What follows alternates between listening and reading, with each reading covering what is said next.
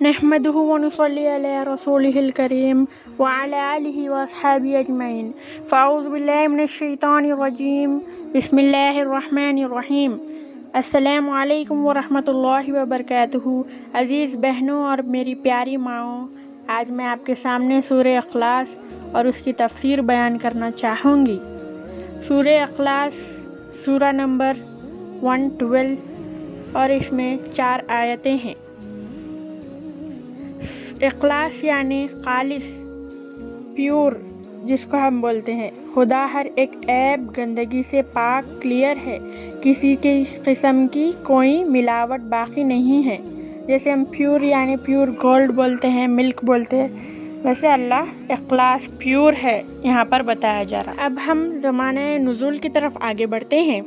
چند مشرکین یا اہل کتاب آپ صلی اللہ علیہ وسلم کے پاس آئے اور کہا، ہمارا معبود ایسا ایسا ہے، آپ کا اللہ کیسا ہے؟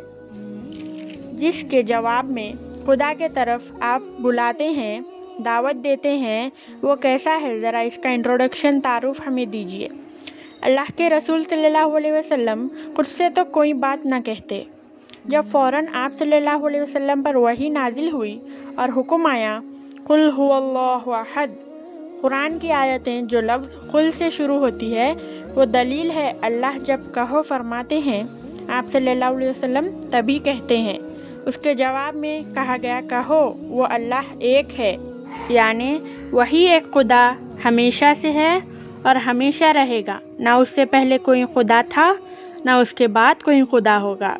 خداؤں کی کوئی جنس نہیں ہے جس کا وہ فرد ہو، بلکہ وہ اکیلا خدا ہے اور کوئی اس کا ہم جنس نہیں۔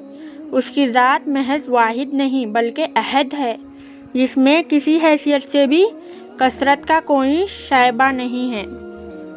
اللہ الصمد، اللہ سب سے بے نیاز ہے اور سب اس کے محتاج ہے، یعنی ساری دنیا اس کی محتاج ہے اور وہ کسی کا محتاج نہیں۔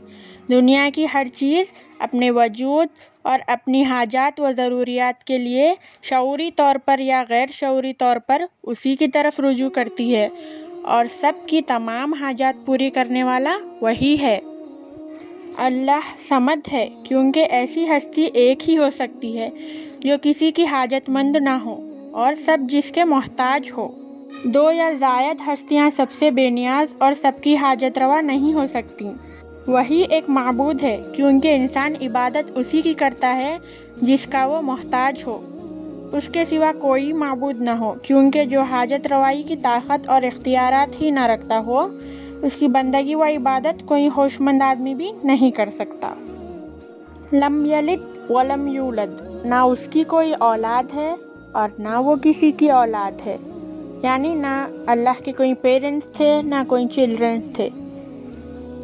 وَلَمْ يَكُنْ لَهُ كُفُوًا أَحَدٌ، اور کوئی اس کا ہمسر نہیں ہے، یعنی سارے کائنات میں کوئی نہیں ہے، نہ کبھی تھا نہ کبھی ہو سکتا ہے، جو اللہ کے جیسا یا اس کا ہم مرتبہ ہو، یا جو اپنی صفات، افعال، اختیارات، ایکشنز، کوالٹیز اینڈ ایٹریبیوٹس اس سے کسی درجے میں بھی سملیرٹی رکھتا ہو۔